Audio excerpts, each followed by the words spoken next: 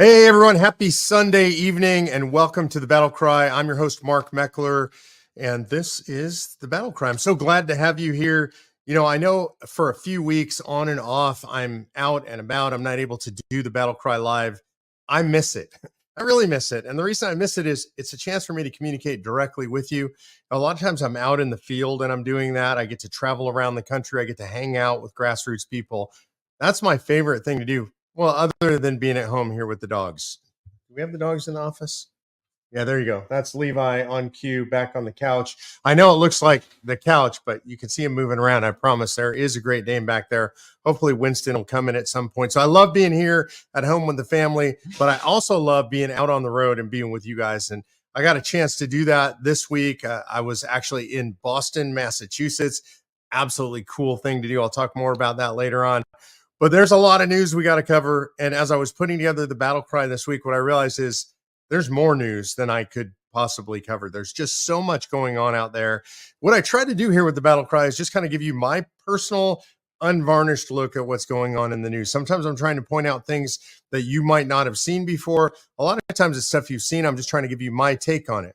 I want to be really careful also when I tell you I'm giving you my take on it, because a lot of times what I'm giving you is a take that I've stolen from somebody else. By somebody else, what I usually mean is somebody like you. I've been out in the field. I've been in Boston, as we discussed. I've been in Cheyenne, Wyoming this week. And whenever I'm doing that, I'm meeting with grassroots people and I learn stuff from them. They give me links to articles I might not have seen. They point out videos I might not have watched yet, news articles I didn't know about, maybe stories that I'd never even heard about, and I learn. And so I think I have a perspective that's unique because I get it from you.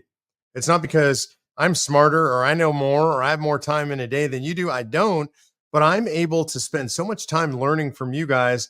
And so I'm always trying to give you what I consider a true grassroots take on whatever is going on out there in the media. If you're frustrated because there might be stories in particular that I'm not covering, I get it.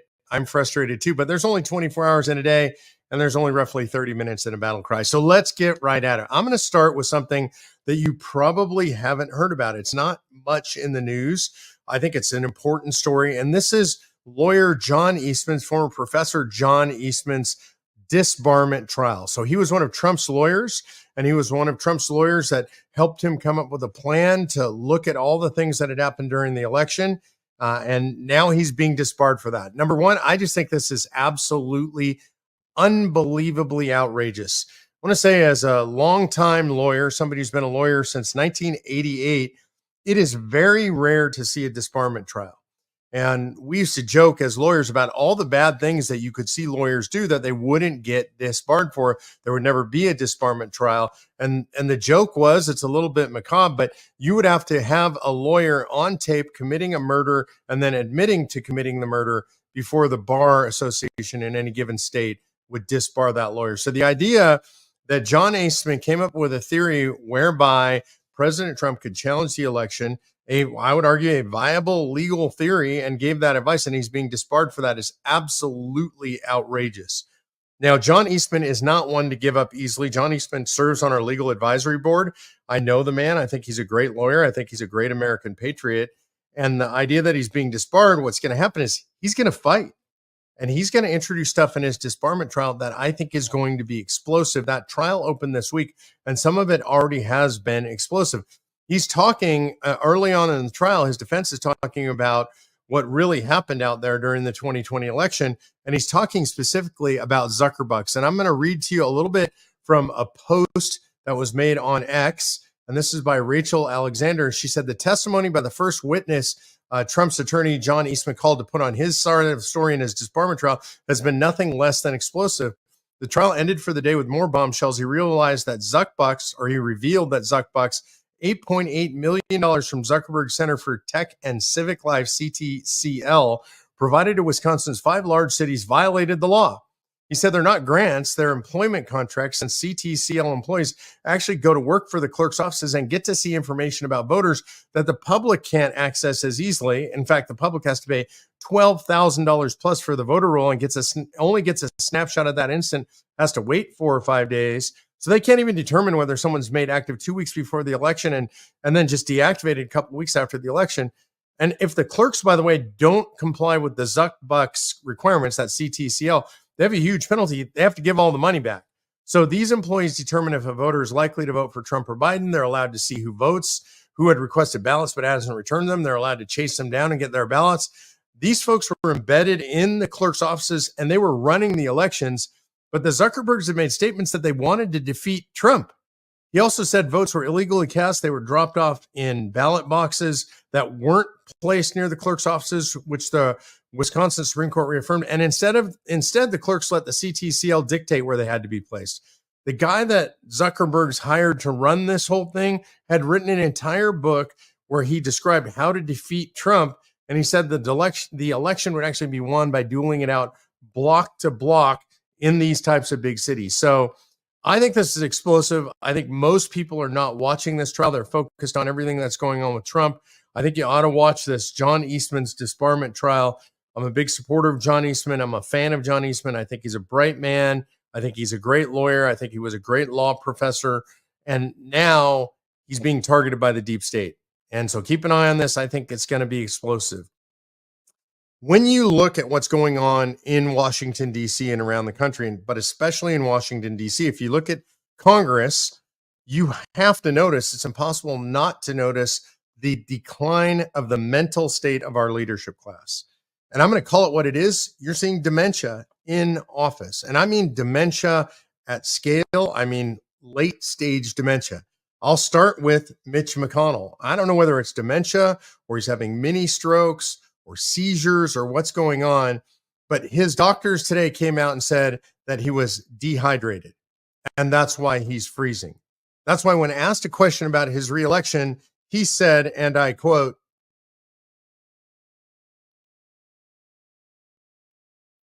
"Yeah, I know, it's uncomfortable." And I think most of us, at least if you're my age, you've been through this kind of stuff. We're experiencing some of this with somebody in my family right now. It's not fun. It's really sad. It's really depressing to watch somebody slide into dementia. And I would argue those that are enabling it are conducting elder abuse. And this is both parties right now. You have Dianne Feinstein clearly completely out of her mind, has no idea where she is serving in the United States Senate. She has to be told how to vote. She has to be told what's going on. Clearly not any longer a mentally functioning human being at the capacity somebody should be to be serving in any elected office, let alone as a U.S. senator for the largest state in the United States of America, representing 40 million plus people, and completely not there. Who is running the ship? It's not the elected official. It's staffers for the elected official. It's the party. I don't know exactly who it is, but this is bad stuff. So you've got Mitch McConnell, who is having complete mental freezes, strokes, seizures, whatever they are. They're claiming dehydration. It's not dehydration. I give the man a glass of water now and then. It's not going to stop. You have Dianne Feinstein. And then, of course, you have Fetterman from Pennsylvania, again, serving a huge state, serving a huge constituency, clearly out of his mind. You don't see Fetterman in the media anymore because he's not around.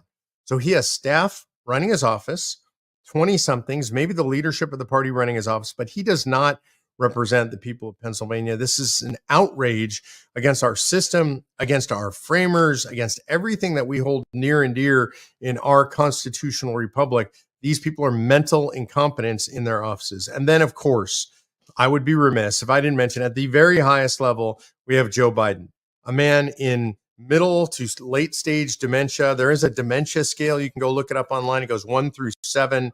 I would argue that Joe Biden is probably at a 5 or 5.5 on that scale. If you look at that scale, what you would see is that he's somebody who should be somewhere in a memory care facility or with full-time memory care. The guy can't care for himself. He is treated, as Peter Doocy said, like a baby in the White House. They have to baby this man. They have to tell him where to be. He has to read his questions off of note cards. He can't even do that competently. He can't answer any questions competently. He appears to not know where he is. He wanders aimlessly unless somebody's by his side. This is somebody who has dementia. Dr. Jill Biden is committing elder abuse. The Biden family is committing elder abuse by having him out there.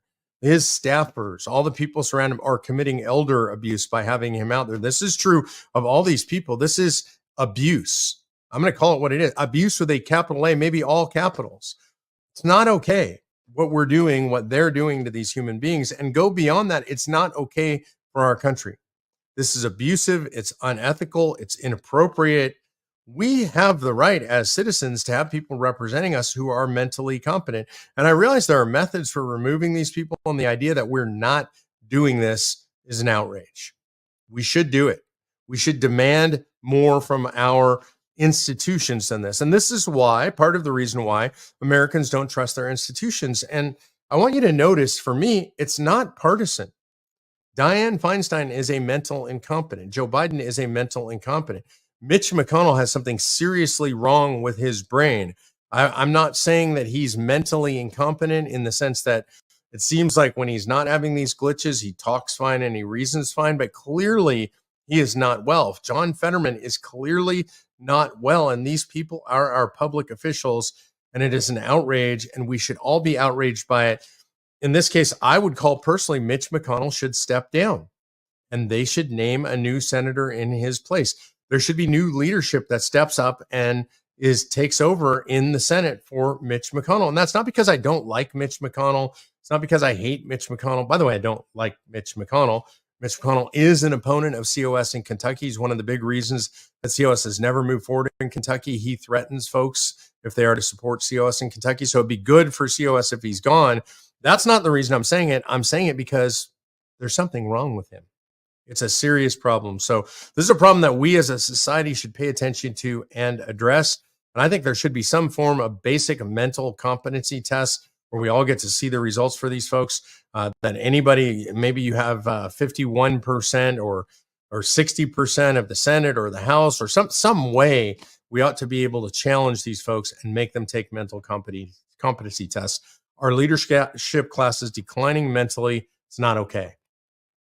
Speaking of people who have declined mentally, well, maybe it's not a mental decline. Maybe she's always been where she's at. But Kamala Harris, it looks like it's entirely possible at this point that Kamala Harris will be the presidential candidate for the Democrat Party. I can't imagine Joe Biden making it, not just because he's mentally unsound. I think they're happy with him being mentally unsound, but the scandal surrounding him, the scandal with Hunter Biden, the corruption surrounding Joe Biden, the stink has gotten so thick that you have left-wing media reporting on it. And I just can't imagine he's going to make it. His poll numbers are sub 40 right now. He's not trusted on the economy. He's not trusted on foreign policy. He's hated because of what he did in Afghanistan. Regular people are hurting because of gas prices going up. I don't know if you followed this story, but Saudi Arabia says they're going to continue to suppress oil production. They don't like Joe Biden. Joe Biden doesn't like Saudi Arabia, so they'd rather see him not be reelected. He says he's not going to drill in Anwar. He's going to prevent drilling in the Arctic National Wildlife Reserve. He is trying to shut down our oil industry. Gas prices are going up. That affects people, regular people like you and me at the pump. People aren't going to vote for him.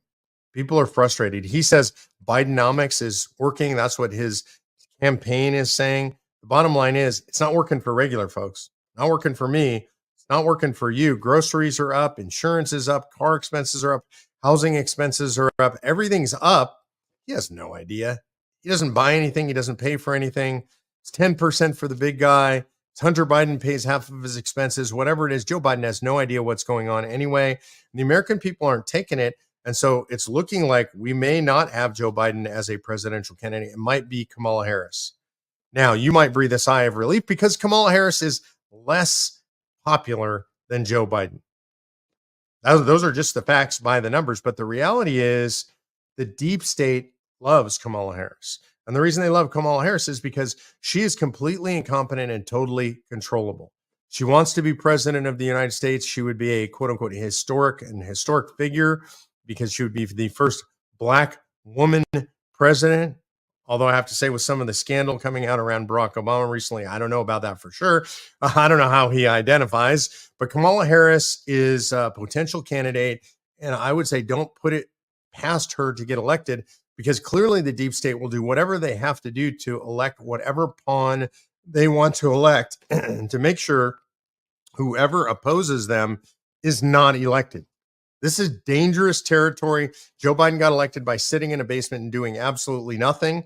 And I think Kamala Harris could essentially do the same thing. They could throttle her down. They could muzzle her and yet she might win because the deep state's all in for the left. And I worry about that. So watch for that. Watch for the rise and the reinvention of Kamala Harris. We've already seen the media trying to do it.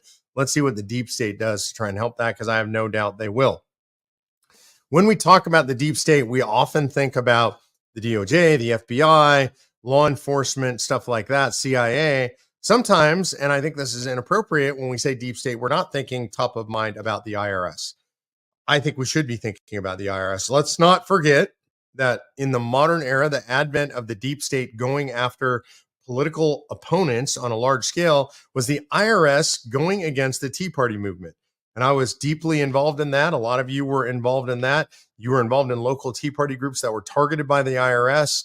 We helped fund a class action Citizens for Self-Governance did against the IRS. There was a $3.7 million payout on a settlement. It's the only class action settlement I'm ever aware of the IRS paying out on for targeting people like you and me for expressing our First Amendment, our right under the First Amendment to express our political beliefs. We were targeted for that. People were targeted for that. Lots of people across the country were targeted for that. So what's the IRS doing today? It's all been reformed because of that, right?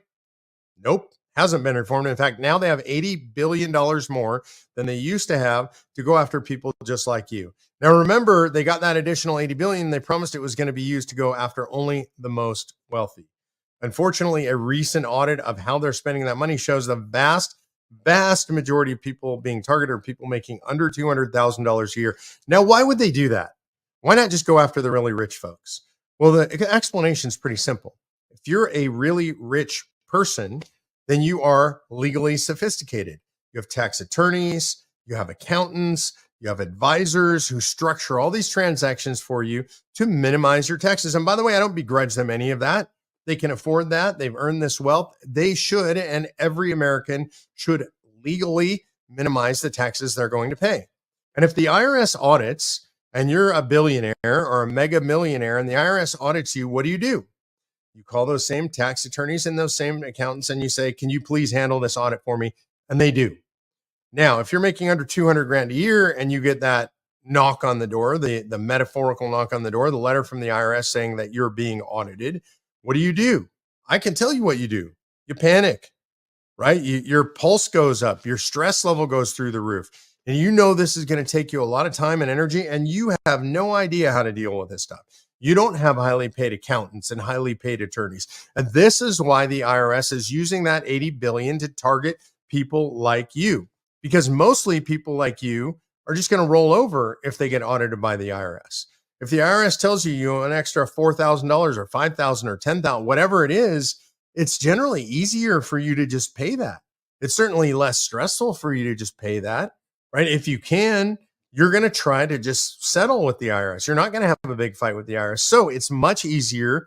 The low-hanging fruit for the IRS is to go after regular people who don't have a highly paid tax counsel and highly paid CPAs, and that's what they do. And that's what the stats are showing us. So they promised us that was not going to be the case. And if you believed a promise from the IRS, shame on you.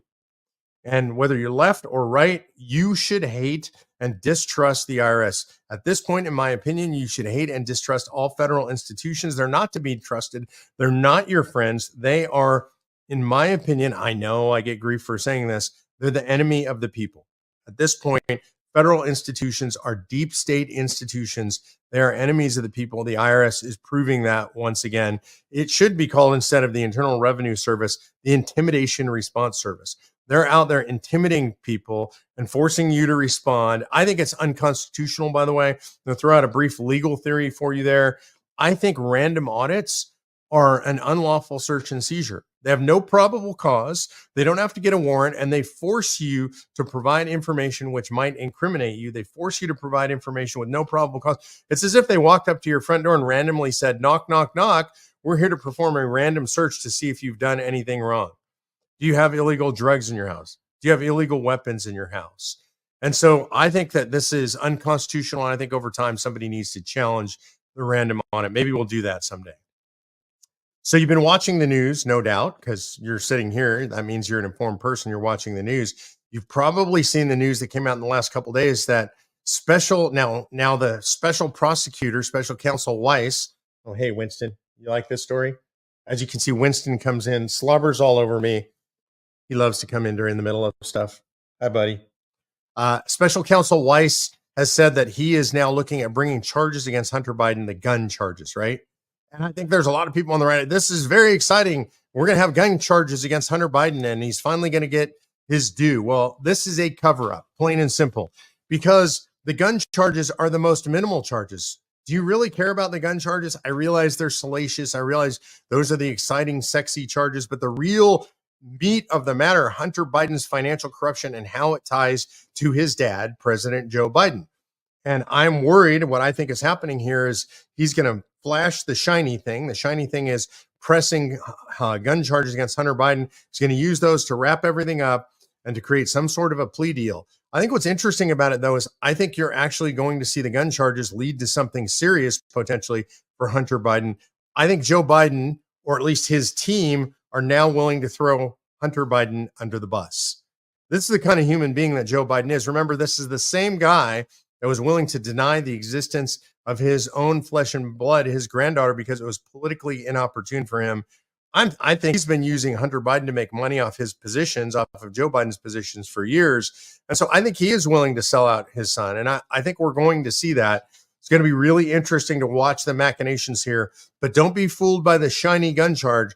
The real crimes, the serious crimes, Foreign Agent Registration Act violations, actual selling influence of Joe Biden, that's the real stuff. And we need to keep pushing forward with that. I hope that Republicans will do that. Okay, now I know we're all bored of the presidential race already. I am anyway. And there's a lot more to come, but we promised we were going to do every week that I'm on, who's hot and who's not in the presidential race. And the race is cooling off in one regard and heating up in another regard. And what we're seeing is no matter what they do to President Trump, his popularity seems to be increasing, certainly among the Republican base. And I understand that. For all his flaws, you and I look at Donald Trump as a stand-in for us. Donald Trump says this, and I think it's true. They're not just attacking Donald Trump to get him. They're attacking Donald Trump to get us, to get you and me. Now, I want to be really clear, and I'm going to get in trouble for this. I'm not loyal to Donald Trump. I'm not a loyalist. I'm loyal to my Lord and Savior, Jesus Christ. And beyond that, I have some measure of loyalty to my family and friends, but I'm not loyal to any politician. Why would I be loyal to a politician? That's crazy. Politicians are human beings, and they always compromise, and they always disappoint us at some point. No politician is perfect because they're human beings. And so I don't pledge loyalty to a politician. I pledge my life, my sacred honor, my fortune to you. As grassroots activists, I'll be in the fight for you, but my vote, somebody has to win my vote. That being said, I want to be clear also, Donald Trump, greatest president of my lifetime. I'm incredibly grateful for Donald Trump and everything he did. But when we do what's hot and what's not, or who's hot and who's not, I'm just going to speak the truth as I see it, right? And as I hear it from grassroots all around the country. So Donald Trump rising in the polls, but I also hear a lot of people saying that they get frustrated that they're not hearing policy from Trump. They're hearing Trump talk about how he's being persecuted. He is being persecuted. It is completely unjust. It is really outrageous. I agree with all of that stuff. But I want to hear Donald Trump talk about how he's going to right the ship of state. I want to hear him talk about specifically what are his plans for going after the administrative state, for going after the deep state. I want to hear him say specifics, not just I'll solve the Ukraine crisis in one day. I know I don't do a good Trump impression, but I want to know what's he going to do to solve the Ukraine crisis. I want to know what's he going to do to turn the economy around. I want to know specifics. And by the way, I usually love Donald Trump's specifics, and I think that's the right campaign to run. There's some easy things that the Democrats are making layups for Republicans if Republicans will run by saying the easy things, by saying that we're going to empower parents in the schools, by saying that we're going to make sure that sports are limited, women's sports are limited to women, by saying that we're going to free up Americans in the economy, that we're going to free up American oil for Americans so that we can be energy independent again, by talking about how we're going to put strings on Ukraine aid and we're going to make sure that that money isn't being wasted and we want to see an end game. These are things that I think Donald Trump should be saying and other Republicans should be saying. So while Donald Trump is up, I think he's demonstrating a poor campaign strategy, because he has to not only win the base, he has to not only win Republicans, which he's clearly doing, but he has to broaden his appeal into independents. He's going to have to win a general election, and that's much harder. It was, I believe personally that if it were not for the media rigging everything, if it were not for the suppression of the Hunter Biden story in the last election cycle, Donald Trump would have won. If it were not some of the voter fraud out there, Donald Trump would have won. I know I'll get in trouble for saying that stuff also, but I'm not here to please anybody. I'm just here to give you my perspective on stuff. So I think in the primary, Donald Trump is hot. I'm worried about the general. Who's not? To me, Ron DeSantis continues his slide downwards. And I say that as a person who really, really, really likes Ron DeSantis. The thing is governing. The thing is not campaigning. I love the way Ron DeSantis governs. I mean, he is no doubt one of the top governors in America. I say one of the top because I recently had the privilege of spending some time with Governor Kim Reynolds from Iowa, and she's fantastic. So I put her up there in the category with Ron DeSantis. Ron DeSantis is just a little more flamboyant and public than Kim Reynolds. But I love Ron DeSantis. I love what he's done for the state of Florida. I think he's a great governor. I think he would probably make a great president. Now, I realize I'm going to piss some people off saying that. There's some MAGA people who claim Ron DeSantis is some kind of squish Republican. I've not seen any evidence of that. Look how Florida has been governed under Ron DeSantis. All right. So I think his record speaks for itself. I think the way he goes after woke culture speaks for itself. I think what he's done to reform Florida into the best education system in the country speaks for itself. Florida's economy speaks for itself. Florida under COVID speaks for itself. All the people moving to Florida speak for themselves very loudly. And so from my perspective, I love Ron DeSantis. His campaign sucks. I've not seen anything out of his campaign that I like. I don't think he's done a great job on the campaign trail. It's sort of the opposite of Donald Trump, which is Ron DeSantis is very good at policy. He's not great at running a campaign. I don't know who he's got running his campaign. I don't know them. Sorry for being critical. I don't mean this personally. I just don't see the campaign as performing. So I would say right now, Donald Trump hot, especially in the primary. Ron DeSantis not, especially and only in the primary. That's what I'm really worried about right now. If you look at Vivek, it appears he might have hit his ceiling. I love the stuff the guy says. I think he made some huge missteps. His statements about Israel and aid to Israel were a terrible misstep. I think the way he's handled Ukraine is generally a misstep. So I think he's making rookie mistakes, and maybe this isn't his time. Nikki Haley appears to be on the rise. I don't trust Nikki Haley, to be honest with you. I think she speaks incredibly well. She's a very good spokesperson. That's what she was at the UN. She was a spokesperson for Donald Trump's policies. She did a great job there. I don't know about her in the long run. So the others, I'm just going to say, who are they? Because I don't think they're going to do anything else. Let's talk a little bit about convention of states. This week I was in the State House in Wyoming, in Cheyenne, Wyoming. Really cool place to be. I love that State House. It's really beautiful, completely remodeled, refurbished about 4 years ago.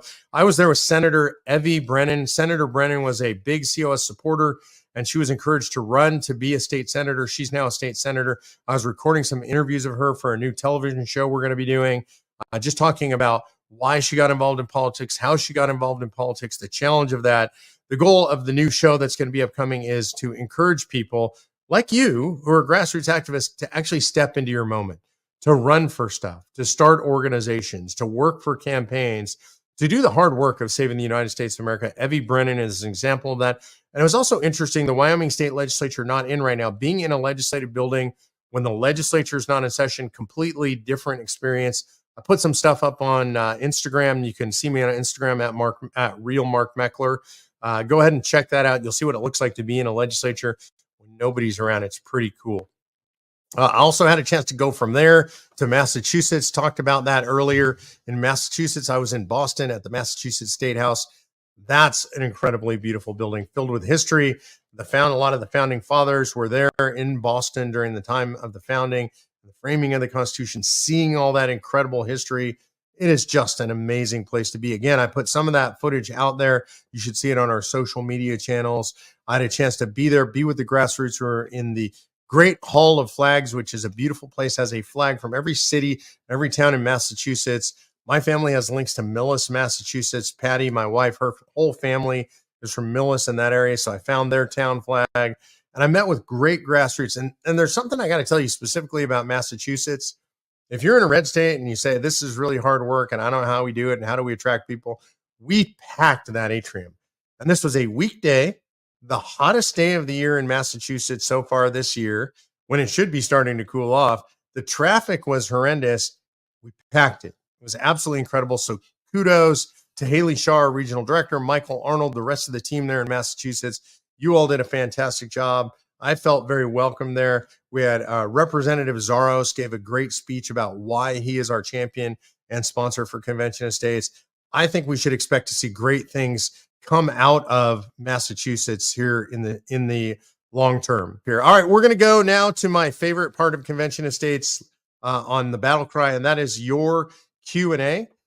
It was Jim Walker says, let's see, it was great to see items debated on the floor at the simulation rather in backroom deals the way Congress works. If you haven't seen the simulation, go to conventionofstates.com, search the simulation. You'll see the simulation we did in Colonial Williamsburg. It was awesome, inspiring, intense. I don't even know how else to describe it. You got to go watch it. The debate was incredible, and you can see that at conventionofstates.com/simulation. H. Pellissier, H-P-E-L-I-S-R, says, is COS going to focus on constitutional education and being active to help our republic survive until we can get to the convention? Yeah, absolutely. That is exactly what we're going to do, and that is what we do. So you can join. You can go to Patriot Academy and join Biblical Citizenship or Constitutional Live, or we're putting those courses all over the country. We're going to be involved in elections wherever that's legal. We're doing that all over the country. We're doing election judges, training up election judges and poll watchers, and doing get out the vote all over the country. Everything we've got to do to build up what is already the largest citizen-led, self-governing grassroots army in American history, because we are going to restore our constitutional republic. Manjat Roy says, how many more states do we need? So far, we have 19. We need to get to 34. North Carolina is close. We're right there, teetering on the edge. We've already done the Senate. Hopefully, we get the House here shortly. I keep saying that. They're just delaying and delaying, so I'm hoping we get that done soon. There's a lot of other stuff in the works. We're looking forward to a great year. We're going to get to that 34. I want to remind you also, if you like this kind of content, check out COS Live on Tuesdays at 6 p.m. Eastern with Rita Peters and Andrew Lush. This week, their special guest is going to be Minnesota State Representative Walter Hudson. He went to that simulation I'm talking about. He's going to talk about that simulation.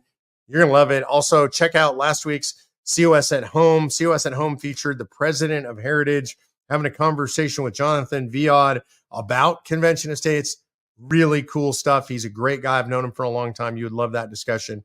And then don't forget, every Sunday night, whether I'm here live or we're showing some other kind of footage, every Sunday night, 8 p.m. Eastern time, come back right here. Help us save the Republic. Watch the BattleCry. Sunday nights, 8 p.m. Eastern time. We'll see you next week.